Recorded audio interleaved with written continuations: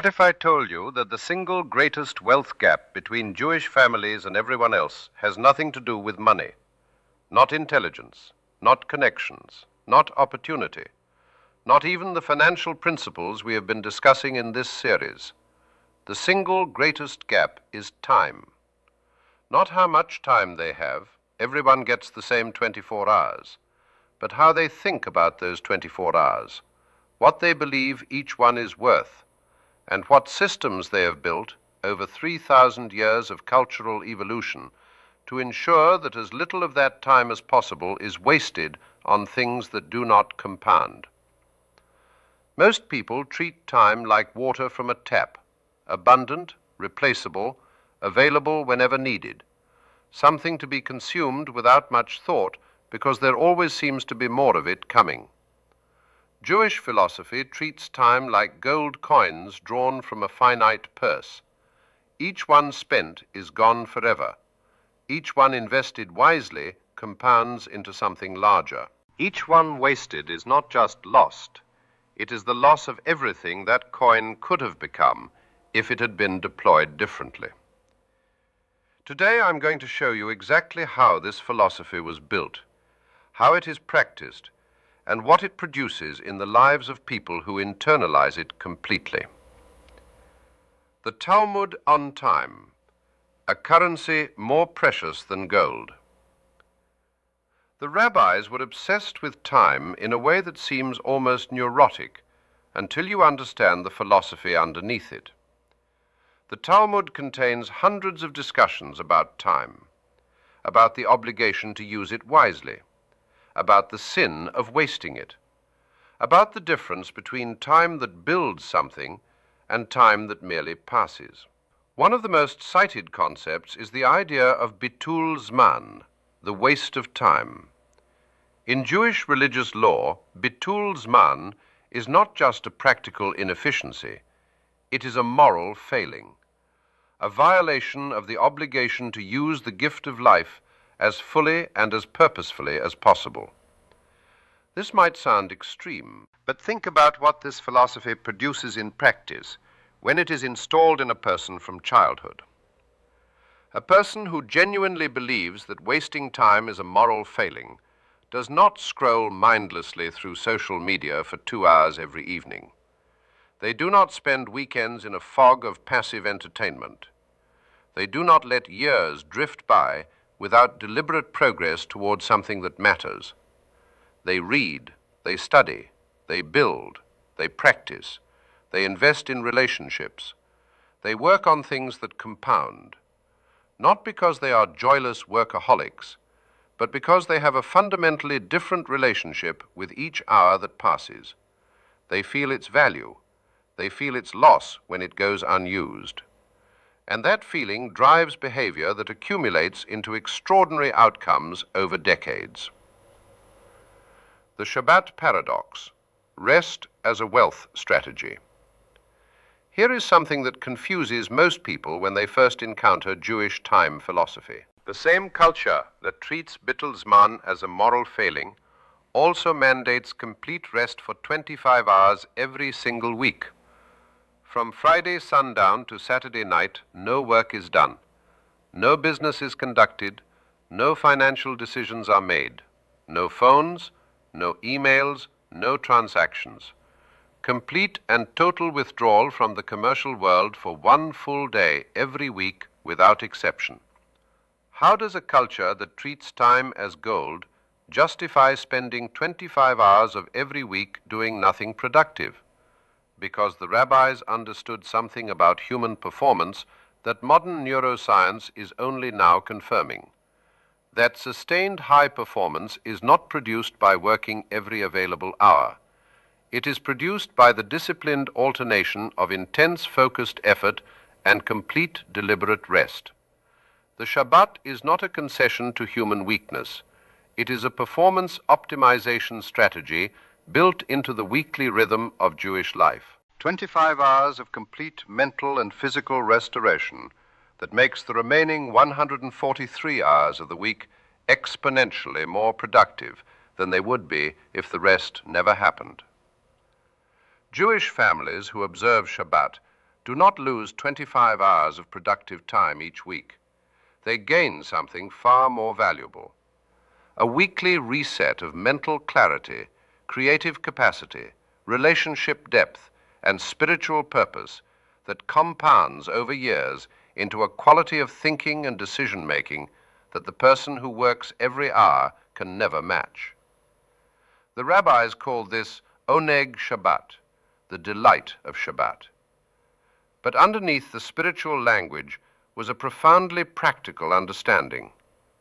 The most productive use of 25 hours in any given week is often to stop completely, to restore completely, and to return to the work with a mind and spirit that have been genuinely renewed rather than simply rested enough to continue grinding. The daily time architecture of Jewish wealth builders. Beyond the weekly Shabbat rhythm, Jewish culture built a specific daily architecture for time that maximizes the compounding of every available hour. The day begins with prayer and study. Before any commercial activity begins, before any business decision is made, before any negotiation is entered, the serious Jewish wealth builder has already spent time in deliberate mental cultivation, reading, thinking, connecting with the philosophical framework that guides all subsequent decisions. This is not religious ritual divorced from practical life. It is a daily investment in the knowledge compounding engine we discussed in our previous video. Every morning spent in serious study is a deposit into an intellectual account that generates returns for the entire day and compounds across decades into a depth of wisdom that shapes every financial decision made. The middle of the day is for commerce, for building, for negotiating, for the full deployment of all the energy and clarity that the morning preparation has created. Jewish merchants were legendary for the intensity of their commercial focus during working hours, precisely because they had not diluted that focus with mindless activity in the hours before. The evening returns to study, to family, to the cultivation of relationships that form the social compounding engine. Not passive consumption, not entertainment that leaves nothing behind, but active investment in the people and ideas that will generate returns across years and decades. This architecture is not about rigid scheduling.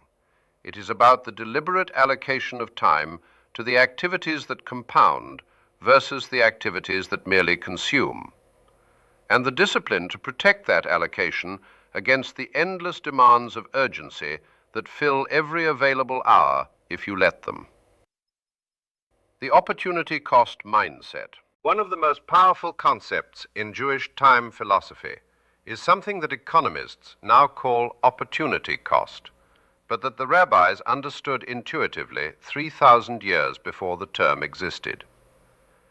Every hour spent on one thing is an hour not spent on something else. The real cost of any activity is not just the time it takes, it is the value of the best alternative use of that same time. An hour spent watching television does not cost you 1 hour, it costs you whatever you could have built, learned, or created in that hour instead. An hour spent in meaningless conversation does not cost you 1 hour. It costs you the relationship you could have deepened, the knowledge you could have gained, the problem you could have solved. Jewish wealth culture trained people to think this way instinctively, not to be joyless or ascetic, but to be honest about the real cost of how each hour is allocated, and to make those allocations deliberately rather than by default.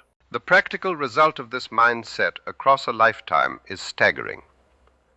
A person who applies genuine opportunity cost thinking to their daily time allocation will make fundamentally different decisions about how they spend their mornings, their evenings, their weekends, and their years than a person who simply does whatever feels easiest in each moment. And those different decisions, compounded across decades, produce lives that look incomprehensibly different from the outside, even when they started from identical circumstances. The 4 time categories Jewish culture identified. The rabbis identified 4 distinct categories of time that every person navigates every day, and they built Jewish life around maximizing the first 2 and minimizing the last 2. The first category is time that builds, time spent in activities that compound, study, creation, building relationships, working on your business or craft, investing, planning, anything that produces something larger than the time itself required. The second category is time that restores, Shabbat, sleep, genuine recreation that renews rather than merely distracts, time with family that fills rather than drains, prayer and reflection that reconnects a person with their purpose and their values. The third category is time that maintains, the necessary administration of life, eating, basic errands, routine tasks that must be done but produce nothing beyond their completion. The rabbis did not demonize this category, but they built systems, delegation, community support structures, efficient household organization, to minimize how much of each day it consumed. The fourth category is time that wastes, gossip, idle entertainment, mindless scrolling, activities that consume hours and leave nothing behind. The Bitul Zman that Jewish culture treats as a genuine moral failing precisely because its cost is invisible in the moment and catastrophic across a lifetime. The goal is not to eliminate rest or recreation. The goal is to be honest about which category each activity actually belongs to.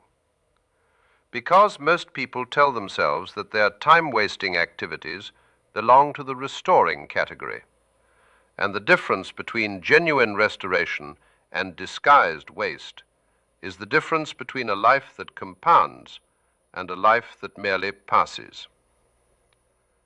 The life cycle view, time as the ultimate asset. Perhaps the most profound dimension of Jewish time philosophy is its relationship with the entire arc of a human life. The rabbis taught that a person's life should be viewed not as a series of disconnected days and years, but as a single unified investment of time, a portfolio of hours that can be allocated wisely or poorly, that can be deployed toward compounding outcomes or scattered across activities that leave nothing behind. This life cycle view produces a completely different relationship with age and urgency. A person who genuinely believes that their entire life is a unified time portfolio does not waste their 20s in purposeless drift. They do not spend their 30s trapped in a career that produces income but no compound growth. They do not arrive at their 50s suddenly realizing that most of their best hours have already been spent. They begin allocating deliberately from the earliest possible moment. They protect their most productive hours fiercely. They make decisions about how to spend each year with the same seriousness that they make decisions about how to invest each dollar. And they arrive at the later stages of life not with regret about time wasted, but with the compounded results of decades of deliberate investment, with knowledge that cannot be taken, with relationships that have deepened across years, with financial assets that have grown through consistent care, with a legacy that will outlast the hours that built it. What you can change starting today. 3 immediate shifts that will permanently change your relationship with time. Track your hours for 1 week with brutal honesty. Write down everything you do and how long it takes. Then categorize every activity using the 4 categories: building, restoring, maintaining, wasting. Most people who do this exercise for the first time discover that between 30 and 50% of their waking hours fall into the wasting category.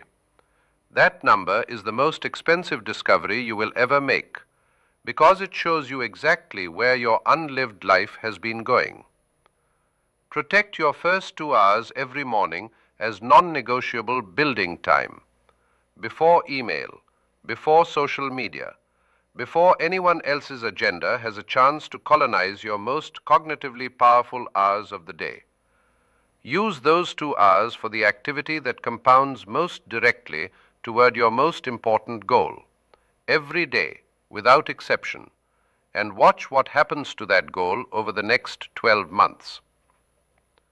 Design your Shabbat. You do not have to be Jewish to take one genuine day of complete rest every week. Pick a day. Protect it completely. No work, no business thinking, no financial decisions. Complete restoration. And notice how the other 6 days of your week change when you stop trying to extract productivity from all 7. Time is the only asset that cannot be earned back once spent. The gold coin analogy the rabbis used is more accurate than it sounds. Every hour is a coin drawn from a purse with a fixed and unknown number of coins remaining. The question is not whether you have enough time. The question is whether you are spending what you have in a way that compounds. Jewish culture has been asking that question for 3,000 years. It is time you started asking it too. Shalom, and may every hour you spend be worth more than the one before it.